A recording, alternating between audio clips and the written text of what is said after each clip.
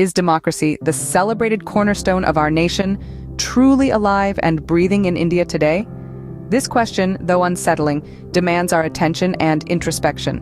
Welcome, dear listeners, to a journey through time, tracing the evolution of India's political landscape.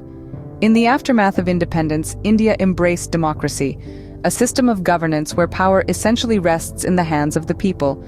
The largest democracy in the world was born, promising freedom, equality, and justice to its citizens.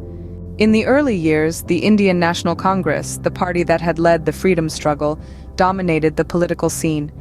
Jawaharlal Nehru, our first prime minister, laid the foundation for a secular, socialist, and democratic republic. However, the seeds of a one-party dominant system were sown, which critics argue stifled the growth of a robust multi-party system. Fast forward to the 70s, and we witness the dark era of the emergency under Indira Gandhi's regime. For 21 months, civil liberties were suspended, press was censored, and democracy was put on hold. This period was a stark reminder of how democracy can be threatened from within. The turn of the century witnessed an era of coalition politics. Multiple parties came together to form governments, reflecting the diverse and pluralistic nature of our society. However, this period also saw an increase in political instability and policy paralysis. Today we stand at a critical junction. Recent years have seen a single-party dominance re-emerge, reminiscent of the early years of our republic. The government's strong decision-making has been applauded by many, but critics argue that it has also led to a centralization of power. The rise of populism, the increasing influence of media on public opinion, and the blurring of the line between religion and politics are shaping the political discourse in unprecedented ways. Critics worry that these could potentially undermine the democratic values our nation stands for.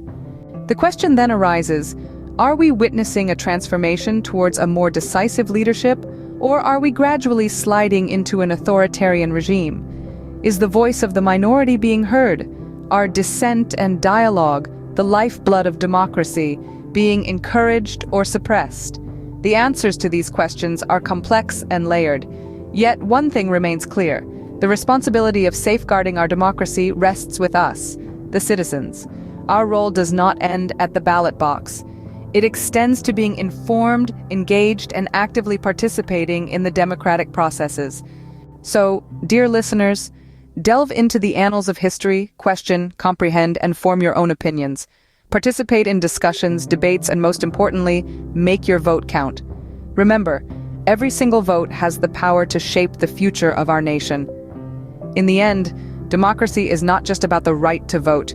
It's about the right to be heard, the right to dissent, the right to question. It's about ensuring that power in its truest sense remains of the people, by the people, and for the people. It's about keeping the spirit of democracy alive and thriving. Thank you for joining us on this journey. Stay informed, stay engaged, and remember, the future of our democracy is in our hands.